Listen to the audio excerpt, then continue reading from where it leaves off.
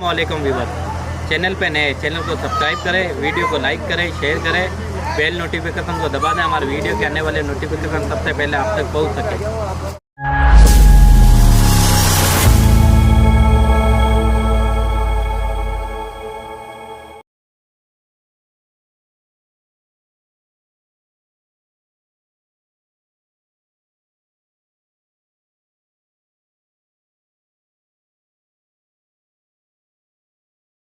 उलमाए ज़वील एहतराम, मशाइख सादात, हाज़रीन अहले सुन्नत व जमाअत, ख़ाहरान मिल्लत इस्लामिया, अस्सलामु अलैकुम व रहमतुल्लाहि व बरकातुहू।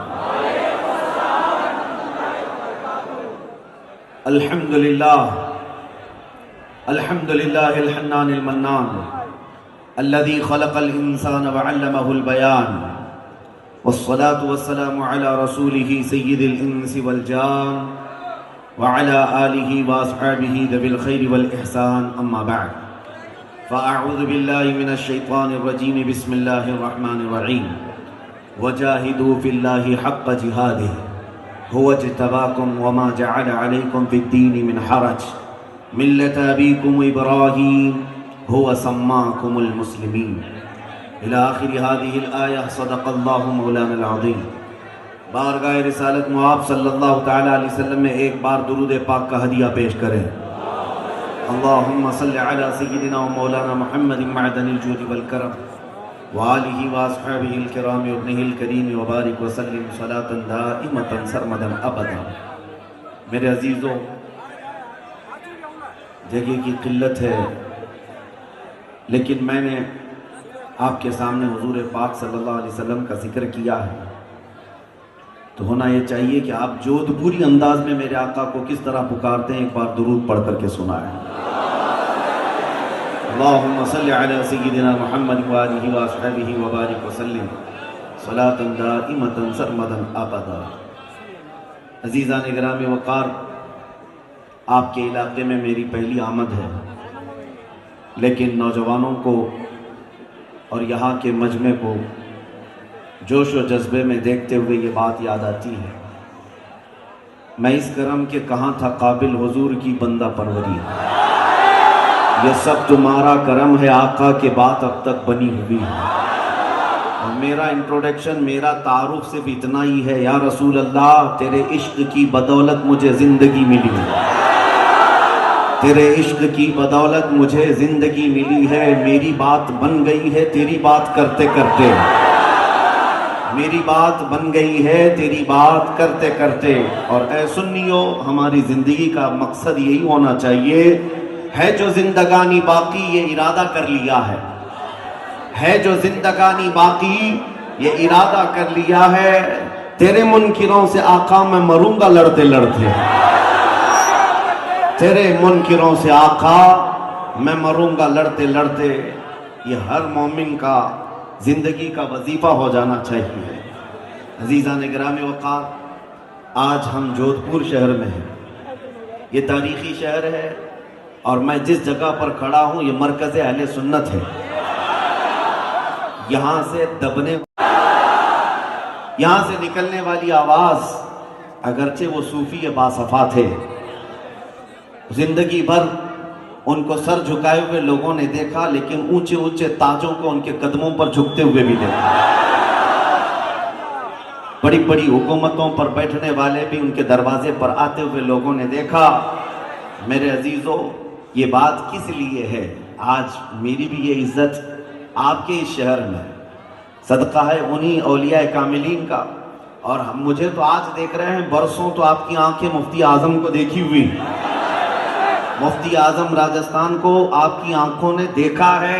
एक सादा सिफत इंसान, सादे कपड़े पहनने वाला, न कोई बहुत ज़्यादा उसके एहतमामात हैं, लेकिन उसके बावजूद देखा दुनिया घूमती हुई काबे के पास जिस तरह आती है, दुनियावी दौलत जिस तरह से आती है, हुकूमत के ओहदेदारान वहाँ क्यों चले आते थे।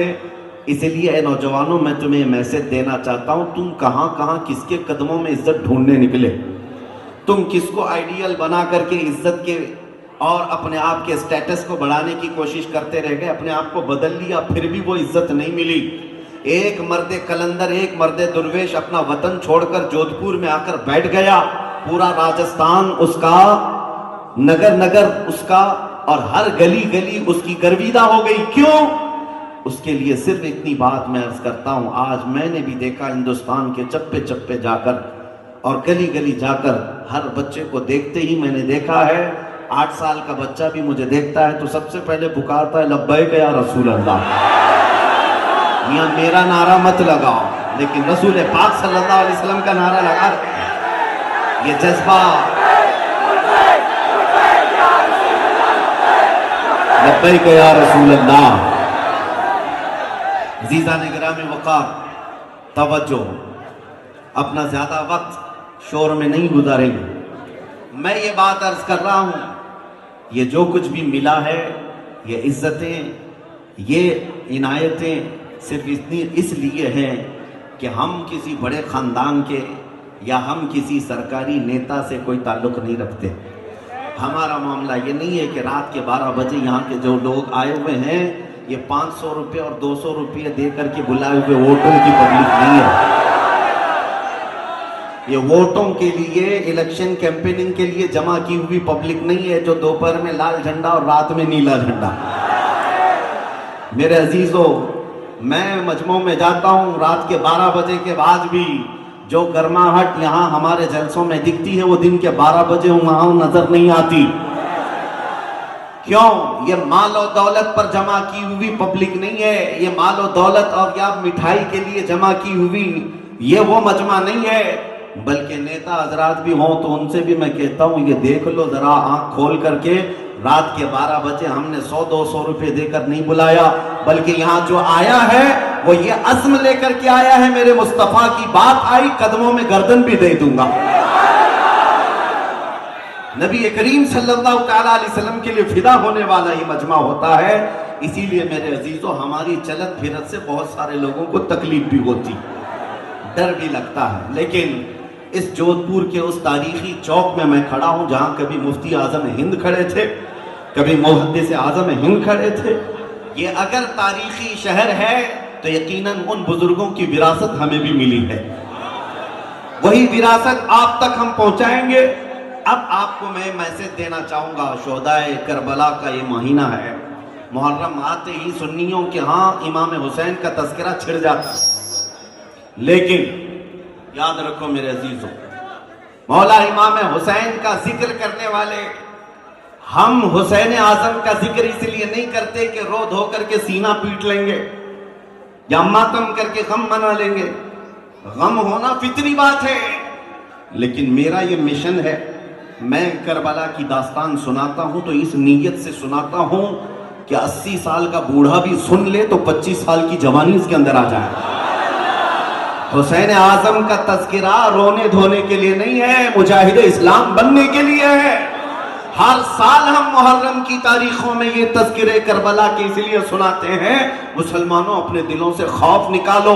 आज के दरिंदे अगर कुत्तों की तरह भौंकते हुए मोहल्लों में कहीं नजर आ जाएं, और अगर चाकू छुरी तलवार से किसी को डराने की बात करे तो ऐ सुन्नियों, उनसे ये कहना तुम तो आज के कीड़े मकोड़े हो, 1400 साल से हम करबला सुनते आ रहे हैं। हम 1400 साल से हमारे माँ बाप से, हमारे उलमा से करबला की दास्तानें सुनते आ रहे हैं। हमारा तो ये शीवा है, गर्दन भी अगर तलवार की नीचे आ जाए तो हम अल्लाहु अकबर ही पुकारें। No compromise. कुरान में फरमाता है वजाहिदू फिल्लाहि हक़्क़ जिहादी हुवा जितबाकुम। अल्लाह की राह में जो तुम्हें कोशिश करनी है उसका हक अदा करो। अल्लाह ताला ने तुम्हें चुन लिया है, अल्लाह ने तुम्हें चुन लिया है। और आपको मैं ये बताना चाहूंगा कि तुम्हें ये प्राउड फील होना चाहिए, तुम्हारे अंदर फख्र होना चाहिए कि मैं मुसलमान हूं। और उस पर मजीद ये है कि अल्लाह ताला ने मुसलमानों में भी आपको इश्क रसूल की दौलत दी है। हाँ, अहले मोहब्बत में तुम्हारा शुमार है, रसूलुल्लाह के आशिकों में तुम्हारा शुमार है। जोधपुर शहर आने के बाद यहाँ के दबंग लोगों को देखा, ये नौजवानों को, या फिर सुबह से मिल रहे हैं, हर तीसरा आदमी तो नेता ही दिखता है। लेकिन ये बतौर तफरी मैं कह रहा हूं, नेता बनो, खुशी से बनो, कोई मसला नहीं है। हर तीसरा क्या हर दूसरा बन जाए, लेकिन मेरे अजीजों, जिसके लिए अल्लाह तबारक व तआला ने कोई भी जरा बराबर भी सुरखोरी दुनिया में अता की है, जो मकाम दिया है, उसका सबसे पहला काम ये होना चाहिए, मैं हर चीज को कंप्रोमाइज कर लूंगा, मेरे नबी के नाम पर कोई कंप्रोमाइज नहीं करूंगा। मुझे ये बात इसलिए कहनी पड़ी कि कुछ लोगों को ये तकलीफ भी हो जाती है और डर जाते हैं, लब्बैक का नारा लगता है तो सहम जाते हैं, प्रशासन की निगाहें हमारी तरफ होंगी, लोगों को ऐसा लगने लगेगा कि ये कौन सी जमात आ गई, ये पड़ोस मुल्क का नारा है। नहीं मेरे अजीजों, मेरे मुस्तफ़ा किसी पाकिस्तान के ही नहीं हैं। नबी करीम सल्लल्लाहु ताला अलैहि वसल्लम का नाम पूरी कायनात के लिए आबरू है। आबरूए मां सनाम मुस्तफ़ा, मेरे रसूल पाक सल्लल्लाहु अलैहि वसल्लम की मुताल्लिक इकबाल ये कहता है, हम सब की इज्जत आबरू मुस्तफ़ा के नाम से वाबस्ता। डर और खौफ के साथ हुजूर की बात करने में कभी इस तरह झिझकना नहीं चाहिए। बरेली के इमाम आला हज़रत फाज़िल बरेलवी क्या फरमाते हैं, सुनो, खौफ ना रख रजा जरा, तू तो है अब्दे मुस्तफ़ा। खौफ ना रख रजा जरा, तू तो है अब्दे मुस्तफ़ा, तेरे लिए अमान है, तेरे लिए अमान है। यहां पर जिन लोगों को ऐसा लगता हो, मैं उत्तर प्रदेश में एक प्रोग्राम में था और उसके बाद दूसरे चंद दिनों के बाद एक आलिम दीन थे, मौलाना साहब से आए, कहा कि हजरत आपके जलसे में बैठा था, आस पड़ोस में बैठने वाले तवज्जो से सुन लीजिए, आपके साथ फोटो में आ जाते हैं तो दूसरे दिन से हमारे लिए भी तहकीकात शुरू हो जाती है। मौलाना साहब ने कहा, दूसरे दिन ही पुलिस वालों ने मुझे बुला लिया थाने पे, कहा कि आप वहां बैठे हुए थे और बहुत लब्बैक लब्बैक के नारे लगा रहे थे। तो मैंने कहा क्या बात है, आपको क्या है? कहा, उन्होंने कहा कि केस फलां फलां हालात ऐसे हो गए, आपके ऊपर केस डाल देंगे, कोई सेक्शन लगा देंगे। लगाया अगरचे नहीं। मैंने उनसे कहा, आप डरे हैं इस बात पर? डरे हुए हैं? मेरे अजीज भाई, मैं उनसे कहा, फख्र करो, दुनिया चोरी करके थाने जाती है, तुम रसूलुल्लाह का नाम लेकर थाने पहुंचे हो, इससे बड़े फख्र की बात क्या है? तुम नबी पाक सल्लल्लाहु अलैहि वसल्लम का नाम लेकर पहुंचे हो। मेरे ताज शरिया रहमतुल्लाह ताला अलैह फरमाते कि अगर उनके नाम पर हथकड़ियां लगाई जाएं तो ये दुनिया का सबसे कीमती जेवर होगा, ये सबसे कीमती जेवर होगा। खौफ ना रखो, डरो नहीं। हाँ, चोरी करके जाना है, मार धाड़ करके जाना है, किसी का रेप करके कोई गया है, उसके लिए जिल्लत है। नबी पाक सल्लल्लाहु ताला अलैहि वसल्लम के नाम पर गया है तो वो बिलाल हबशी का वारिस है, वो खुबैब इब्न अदी खब्बाब इब्न अल-अरत का वारिस है। नबी करीम सल्लल्लाहु ताला अलैहि वसल्लम की बारगाह में चले जाना, कल क़यामत के दिन खड़े होना। अगर दुनिया ने पकड़ करके तुम्हें जुर्मों की सजा दी थी, यहाँ पर बारगाह मुस्तफा में तो सबको पहुंचना है क़यामत के दिन। अर्ज करना, या रसूल अल्लाह, दुनिया में मुझे आपका नाम लेने की वजह से हथकड़ियां लगाई गई या मारा पीटा गया है। मेरा यकीन ये कहता है उस दिन अगर हुजूर के बाजू खुल गए तो उससे बेहतर पनाह तुम्हारे लिए क्या हो सकती है? उससे बेहतर पनाह क्या हो सकती है? खौफ और डर यहां से निकालो। अभी हजरत सैयद मुजफ्फर हुसैन कछोचुई रहमतुल्लाह अलैह का जिक्र हो रहा था, मुझे एक बात याद आती है। उनको अपने जमाने में कैद में डाल दिया गया था, जेल में बंद कर दिया गया था। तब उन्होंने एक मशहूर शेर लिखा था, मुजफ्फर को मुक़य्यद न समझ ऐसे याद, मुजफ्फर को मुक़य्यद न समझ ऐसे याद, मेरी ये असीरी भी सुन्नत आबाई है। हमारा कैद होना भी हमारे बुजुर्गों की सुन्नत है। इसलिए मैं जहां जाता हूं, नौजवानों के दिलों से मैं खौफ निकालना चाहता हूं, बेखौफ होकर जियो। एक सवाल आपसे करता हूं, दिल पर हाथ रख करके बताना, तुम जिस खुदा की इबादत करते हो वो खुदा सच्चा है या नहीं? तुम्हारा रसूल सच्चा है या नहीं? अल्लाह की किताब कुरान सच्ची है या नहीं? मेरा दीन इस्लाम सच्चा है या नहीं? जब तुम्हारा यकीन इतना है, खुदा सच्चा है, रसूल सच्चा है, कुरान सच्चा है और इस्लाम सच्चा है, जिसका सब कुछ सच्चा है, उसे मुजरिमों की तरह नहीं जीना है, सर झुकाकर नहीं, सर उठाकर जीना है। डरे वो जिसकी वाबस्तगी किसी मुजरिम कौम से है। तुम्हारा ताल्लुक मुजरिम कौम से नहीं। आज हमारे अंदर डर किस लिए आया है पता है? ये दज्जाली मीडिया, जो ठगी मीडिया है, इनको सुन सुन करके ये रोज सुबह से शाम तक 100 मरतबा आतंकवादी की तस्वीर जो पढ़ते रहते हैं, और दाढ़ी वाले टोपी वाले सबको दिखा दिखा कर खौफ डालना चाहते हैं तुम्हारे दिलों में, और तुम ये महसूस करने लग जाओ कि कहीं ऐसा तो नहीं है, जितने बोल रहे हैं ऐसे तो नहीं है हमारी जमात में। इनके भौंकने से कोई शेर जो है कुत्ता नहीं बनता। एक बात याद रखो, तुम्हारी निस्बत मुस्तफा करीम सल्लल्लाहु ताला अलैहि वसल्लम से है, उनकी तरफ तवज्जो न करना। मैं एक बात आपसे पूछता हूं, अकल का इस्तेमाल करो मेरे अजीज, अकल का इस्तेमाल करो। इस मुल्क में हमारी तादाद 14%, जो कानूनी एतबार से, ऑफिशियल एतबार से बताई जाती है, कितनी? 14%। और फिर इनके हालात के लिए जो सचर कमेटी, श्री कृष्णा रिपोर्ट, ये सब जो जजेस हैं, इनको लगा करके 5-5, 10-10 साल सर्वे करवाया गया, मुसलमानों के हालात क्या हैं। उन्होंने रिपोर्ट में लिखा है कि मुसलमानों के हालात दलित समाज से भी ज्यादा गए गुजरे। ये बहुत बैकवर्ड है। इनके यहाँ एजुकेशन नहीं है, इनके यहाँ अखलाक नहीं है, इनके यहाँ सफाई नहीं है, इनके यहाँ मालदारी नहीं है, ज्यादा डिपार्टमेंट में इनके ओहदे नहीं है। ये लोग ज्यादा तौर पर न फौज में हैं, न पढ़े लिखे हुए हैं। ये सब रिपोर्ट में लिखा हुआ है। मैं कहता हूं तुम्हारी रिपोर्ट ये कहती ये सब बिखरी हुई कौम है, टूटी हुई कौम है, और फिर उसके बाद हम तादाद में बहुत कम हैं, ये बात तो मानते हैं, लेकिन 24 घंटे मीडिया में हम क्यों हैं? मियां, जो टूटी हुई कौम है, बिखरी हुई कौम है, जो बैकवर्ड है, हर मीडिया में ऐसा है कि हमारा नाम लिए बगैर तो दुकान भी नहीं चलती, बल्कि इलेक्शन के मुद्दों में हॉट मुद्दा भी तो हम ही बनते हैं। क्यों? मैं आपको ये कोई लतीफा नहीं सुना रहा हूं। अकल का इस्तेमाल करो। जो छोटी कौम जिसको ये बार बार कहते हैं बैकवर्ड है, बैकवर्ड है, बैकवर्ड है, मैं पूछता हूं फिर ये हम क्यों जीनत बनते हैं? सारे मुद्दे तुम्हारे यहाँ, पहले तो न्यूज में कभी कभी दिखा दिया जाता है गाड़ी पलट गई, कहीं आग लग गई, कहीं चोरी हो गई, लेकिन अब सारे न्यूज में सिर्फ दाढ़ी ही दिखती है, टोपी ही दिखती है, बुर्का ही है, मस्जिद की मीनार है, मेंबर है, यही सारी चीजें क्यों है? ये मैं आपको बताना चाहता हूं। तुमको अगरचे अपनी वैल्यू मालूम नहीं है, लेकिन कुत्ते भौंक भौंक करके बताते हैं कि ए बंदे, तू गटर नाली और सड़क चौक पर खड़े होने वाला नहीं है। हम तुम्हारी हैसियत बताते हैं कि तुम मोहम्मद अरबी के शेर हो।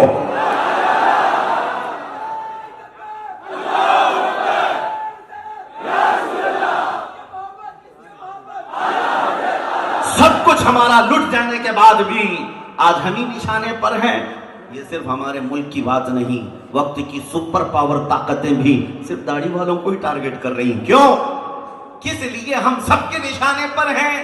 बिखरी हुई कौम, टूटी हुई कौम, हमारा कोई ढंग का कायद नहीं मिलता, सब क़यादत खत्म हो गई, सियासत खत्म हो गई, हुकूमत खत्म हो गई, फिर भी क्यों निशाने पर है? इसको इकबाल से अगर सुनना हो तो 100 साल पहले इकबाल ने कहा था, कुछ बात तो है कि मिटती नहीं हस्ती हमारी, कुछ बात तो है कि मिटती नहीं हस्ती हमारी, सदियों रहा है दुश्मन दौरे ज़मा हमारा, तौहीद की अमानत सीनों में है हमारे, आसान नहीं मिटाना नामो निशा हमारा, यूनान और मिस्र और रोमा सब मिट गए जहां से, बाकी मगर है अब तक नामो निशा हमारा। यह है कोई तो ताकत जो तुम्हारे सीने में मौजूद है, ये तुम्हें बार बार एहसास दिला रहे हैं अभी तुम मरे नहीं हो, अभी तुम जिंदा हो। अगर मरी हुई कौम होती तो तुम मुद्दा कभी नहीं बनते। अभी तुम मुद्दा बने हुए हो तो इसका मतलब है जिंदगी की शुआएं अभी तुम्हारे अंदर मौजूद है। लेकिन एक बात मैं आपको बता दूं, दुनिया को किस बात का खौफ है, डर किस बात का है? तुम्हारी दाढ़ियों से नहीं, तुम्हारी टोपियों से नहीं, तुम्हारे गाड़ी बंगलों से नहीं, तुम्हारी सियासत से नहीं, तुम्हारी बड़ी बड़ी ताकतों से नहीं। दुनिया को अगर किसी बात से उलझन होती है तो तुम्हारे सीनों में छुपे हुए इश्क मुस्तफा से होती है, छुपा हुआ जो इश्क रसूल है। इसलिए कि उन्हें पता है, तारीख जानते हैं, ये इश्क रसूल की दौलत ही ऐसी है, 313 निहत्ते सहाबा के अंदर भी आ जाए तो 1000 के बखिए उड़ा दे। और फिर वो खजूर पर जिंदगी गुजारने वाले, पैबंद लगे कपड़े पहनने वाले, बगैर चप्पल के घूमने वाले मदीना तैयबा से जब निकल पड़े थे उमर इब्ने खत्ताब के जमाने में, तो वक्त की दो सुपर पावर ताकतें, पर्शियन एम्पायर, रोमन एम्पायर, दोनों को घुटने टेकने पर मजबूर कर दिया था। कोई और ताकत नहीं है जो पर्शियन एम्पायर को हमेशा के लिए खत्म कर दिया, रोमन एम्पायर को हमेशा के लिए खत्म कर दिया। कोई ताकत नहीं, वो सिर्फ रसूलुल्लाह के उन दीवानों की ताकत थी जिनका सिपह सालार कभी खालिद बिन वलीद था। मेरे अजीजों, हमने अपने असलाफ की तारीख बुला दी, इसलिए अब डर लगने लग गया, खौफ आने लग गया। कोई बात नहीं, आज हालात अगर जैसे तैसे हो, मैं आपको बताऊं ये कोई नया जमाना नहीं, कोई नए हालात नहीं। हम पीछे चलते हैं तारीख के, सैयदना इमाम हुसैन के साथ जो हुआ करबला के मैदान, हम क्या वो तारीख सुनते हैं रोने के लिए या कहानी समझ करके? नहीं, उनके एक एक कदम को, उनके एक एक लम्हे को देखना करबला के मैदान, किस बात पर वो डटे हुए थे। मियाँ एक तरफ उनको ऑफर थे, अगर वो यजीद के मुतालिक बैत को तस्लीम कर लेते, उनके बच्चे भी महफूज, उनका घर भी महफूज, हो सकता उनको माहाना बेहतरीन वजीफा और फिर किसी इलाके की गवर्नरी और किसी जगह की मिनिस्ट्री भी मिल जाती।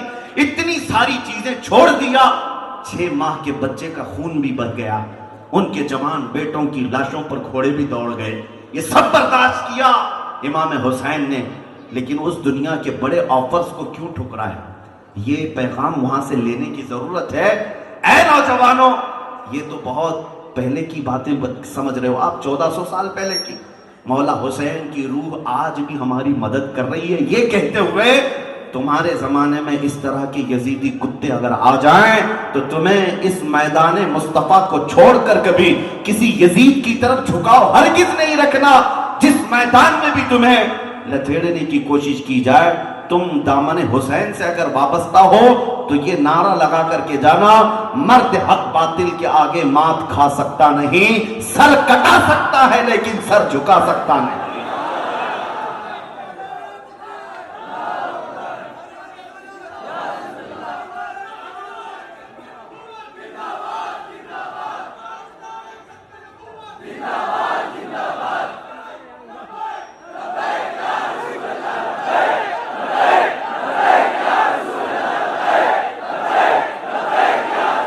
अभी कली की बात मैं अर्ज करूं, हमारे इलाके में एक रिक्शे वाले थे, उन्होंने आकर के सवाल किया कि हज़रत हालात बड़े ख़राब हैं, क्या टोपी पहनना दाढ़ी रखना ज़रूरी है?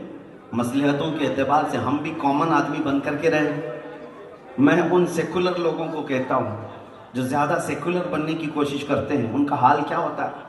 मैंने उनसे कहा आप डर के मारे ये कह रहे हैं कि अगर मेरी टोपी होगी दाढ़ी होगी तो कहीं मॉब लिंचिंग ना हो जाए, मर ना जाऊं। मैंने कहा आप ये लिख करके दे दें कि ये सब हटाने से दुनिया तुम्हें कभी नहीं छुएगी और इजराइल अलैहिस्सलाम कभी तुम्हारे पास नहीं आएंगे, लिख के दे सकते हो? कहा नहीं, मौत तो आनी है, मौत तो कभी भी आएगी। मैंने कहा है नादान, जब पता है मौत तो आनी है तो इश्क मुस्तफ़ा और सुन्नत मुस्तफ़ा में आ जाए तो क्या बड़ी बात, कौन सी दिक्कत की बात है? जब मरना ही है तो हुजूर पाक सल्लल्लाहु तआला अलैहि वसल्लम के अखलाक लेकर के जाएं। जब दुनिया से जाने का वक्त हो तो मेरे अजीजों दुनिया भी जनाजा उठाने में फख्र महसूस करें।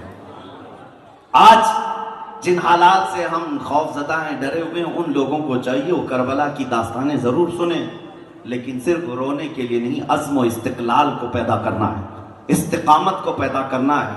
अभी वो हालात इस तरह नहीं है कि आज कौन है जो तुम्हारी गर्दनों पर तलवार रख करके खड़ा है कि तुम नमाज नहीं पढ़ सकते, मस्जिद में नहीं जा सकते। इतनी हिम्मत किसी की नहीं है। तुम्हारे लिए आज़ादी है, तुमने अपने हाथों से ये सारी चीज़ें बर्बाद कर रखी हैं।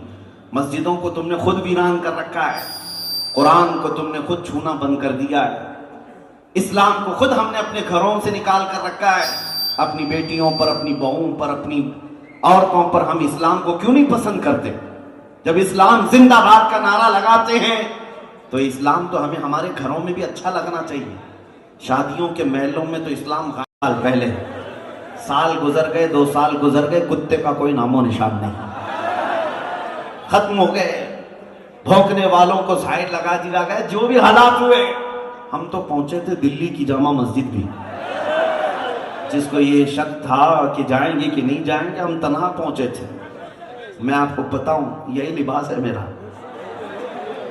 एक चीज मैं बताऊं, हमारे जाने से पहले एक रात पहले पूरी सिक्योरिटी लगा दी गई, किसी गेट से ये मस्जिद के अंदर ना आए। लेकिन जुमा के वक्त 12:30 बजे आए, जुमा की अजान के बाद मैं अंदर दाखिल हुआ। मेरे आगे पीछे सारे लोगों की चेकिंग हो रही थी, मेरी कोई नहीं हुई। हम तो पहली सब में जाकर बैठ गए थे जुमा के बाद। उसके बाद थाने वाले, लेकिन मैं ये सिर्फ तजुर्बा बता रहा हूँ आपको, हुजूर के लिए अगर खड़े हो तो अल्लाह की मदद कैसे होती। 12 घंटे तक बिठाया और कुछ लोगों की तफ्तीशात हो रही थी कंटिन्यू। उन्होंने पूछा किस टाइम पे आप अंदर गए थे, कहा 12:20 पर। कहा क्या ऐसे ही लिबास पहन के गए थे, कहा आप तो वहां से सीधे यहाँ लेकर क्या रहे। एक दूसरे का वो मुंह देख रहे थे। कहा हम तो ड्यूटी पर तैनात थे लेकिन हमने देखा नहीं। होगा ढूंढा ही करे सदर कयामत के सिपाही, ढूंढा ही करे सदर कयामत के सिपाही, वो किसको मिले जो तेरे दामन में छुपा हो।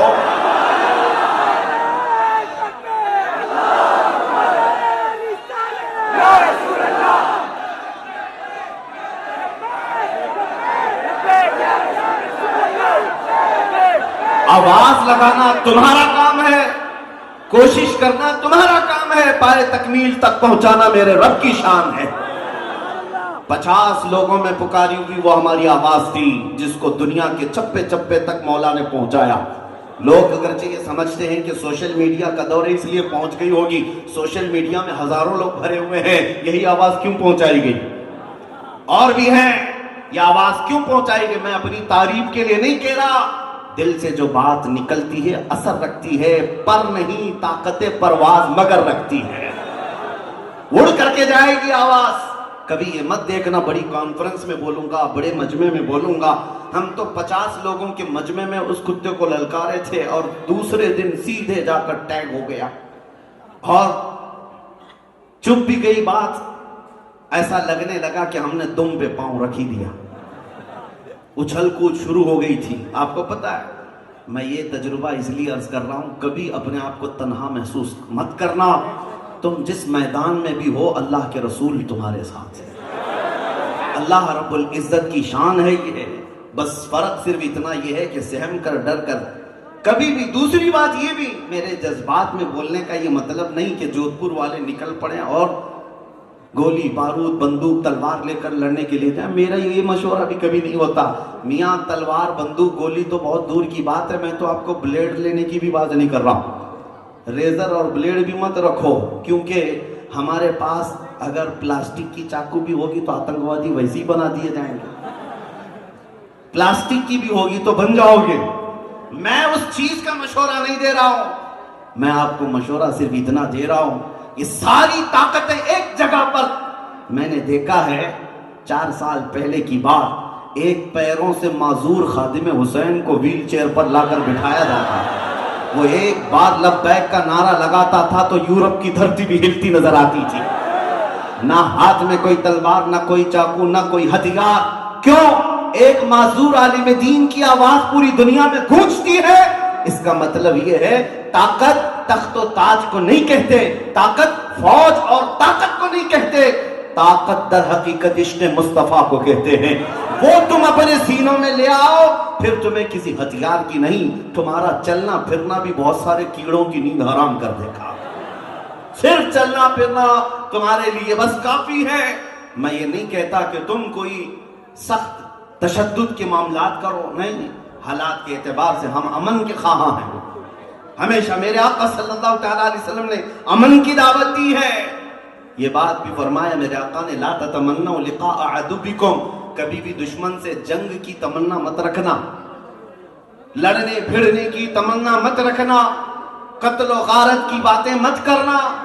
लेकिन हुजूर ने फरमाया, अगर तुम्हारे सरों पर फिर कोई सवार हो जाए तो फिर इस्तिकामत के साथ डटे रहना, अल्लाह की मदद तुम्हारे साथ होगी।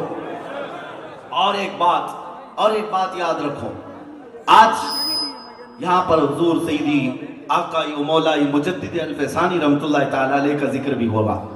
आपके नाम से जलसा मंसूब किया गया और ऐसे आलिम रब्बानी को आज के दिन में जिक्र करना जरूरी है जो इमाम हुसैन का वारिस है। सैयदी इमाम अली मकाम का वारिस है, अपने किरदार से, अपने अमल से।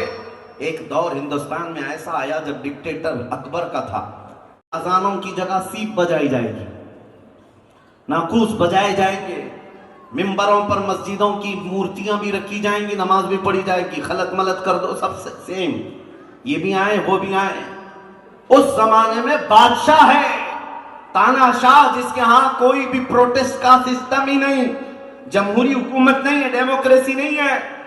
उस दौर में एक आलिम रब्बानी मुजद्दिद अल-फैसानी खड़ा हुआ, अहमद फारूकी सरहिंदी रज़ी अल्लाह तआला अन्हु। और इन्होंने अपनी तकरीरों से जब लोगों को जगाना शुरू किया, हो सकता है बहुत सारे लोग डरे सहमे हुए होंगे, इतने बड़े बादशाह के खिलाफ कौन खड़ा होगा, लेकिन एक आलिम रब्बानी जिसको अल्लाह ताला दिल वसी कर देता है, वो किसी ताकत से नहीं घबराता, नहीं डरता। उसे जो अमानत सुपुर्द करना है करके जाता है, अंजाम देखा जाएगा अल्लाह की बारगाह में। जब आवाज उठाना शुरू किया तो अकबर को आकर शिकायतें की लोगों ने कि ये तो तुम्हारे दीन के खिलाफ है। पूछा क्या कहता है ये? अहमद फारूकी सरहिंदी कहा ये कहता है दीन होगा इस रुए जमीन पर तो मोहम्मद अरबी का दीन इस्लाम होगा। दीन इस्लाम के नाम पर कोई नया दीन एक्सेप्ट नहीं किया जाएगा। बादशाह के खिलाफ बोल रहा है, बादशाह के खिलाफ वो तकरीरें करता है, पकड़ो और जेल में डालो। मारा तो नहीं, वहां पर फांसी तो नहीं दी, लेकिन जेल में डाल दिया गया, ग्वालियर की जेल में। मुजद्दिद अल-फैसानी रहमतुल्लाह अलैह को 8 साल तक कैद रखा गया था।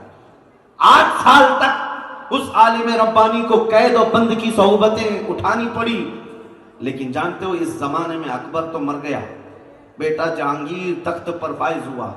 8 साल गुजर गए तो जहांगीर के पास एक कासिद आया ग्वालियर की जेल से, कहा कि हुजूर आपके अब्बा के जमाने में एक मौलाना को कैद किया गया था, अहमद फारूकी सरहिंदी। कहा किस लिए? कहा वो दीन इलाही का मुखालिफ था, आपके अब्बा का लॉन्च किया हुआ नया दीन इसका मुखालिफ था, इसलिए उसको जेल में डाला गया। कहा अब क्या हुआ? सुनो नौजवान, ग्वालियर की जेल से आने वाला कासिद कहता है गजब हो गया, 8 साल के अंदर उस जेल के अंदर इस मौलवी ने, इस आलिम ने जाकर 700 कैदियों को आलिम बना दिया है। जेल की सरजमीन है, फजर की नमाज जमात से, जोहर की नमाज जमात से, असर की नमाज जमात से नमाज होती है, कभी तफसीर कुरान, कभी हदीस रसूल, कभी फिक़ह की किताबें पढ़ाई जा रही हैं। वो जेल के अंदर जाने के बाद लगता नहीं है कैदी यहां पर रहते हैं, ऐसा लगता है गुंबद खजरा की छांव में बैठे हुए हैं। एक हकीकी गुलाम मुस्तफा की जिंदगी यही होती है, वो हर जगह मुसलमान है और अपने नबी की अमानतें लेकर चलता है। तुम जहां पर भी इसे ले जाओ, मेरे मुस्तफा का दामन वो साथ लेकर के चलेगा। आज मैं आपसे यही कहना चाहता हूं, तुम तो कंप्रोमाइज कर लेते हो, लोगों को देखकर तुम्हारी टोपियां छुप गई, तुम्हारी दाढ़ियां खत्म हो गई, तुम सेकुलर बनने की कोशिश करते रह गए। तुम्हें ऐसा लगा कि मैं रख लूंगा तो लोग मुझे ताना देंगे, लोग मुझे मुल्ला जी कहेंगे, लोग मुझे तकियानुसी कहेंगे, ये पुराना आदमी हो गया, मौलाना लोगों के साथ हो गया। मेरे अजीजों, इस दुनिया के ताने से डर कर तुम अपने आप को बदल लिए। तुम्हें पता है ये दुनिया जिस दिन तुम मरोगे, तुम्हारी कब्र पर 1 घंटा बैठने को भी तैयार नहीं होगी। मट्टी डाला और इधर निकल गया। उस कब्र की तन्हा रात में अगर कोई तुम्हारी कब्र में आता है तो वह आमिना का लाल तशरीफ लाता है, वो मोहम्मद अरबी सल्लल्लाहु तआला अलैहि वसल्लम की साथ आएगी। तुम्हें कब्र में उस रसूल का सामना करना है और फिर क़यामत के दिन भी उस रसूल के सामने हाजिर होना है। तो छोड़ो इनके तानों से, ये 4 दिन भोंक तो सकते हैं, हमें जिसके सामने चेहरा दिखाना है उसका चेहरा क्यों ना अपनाए।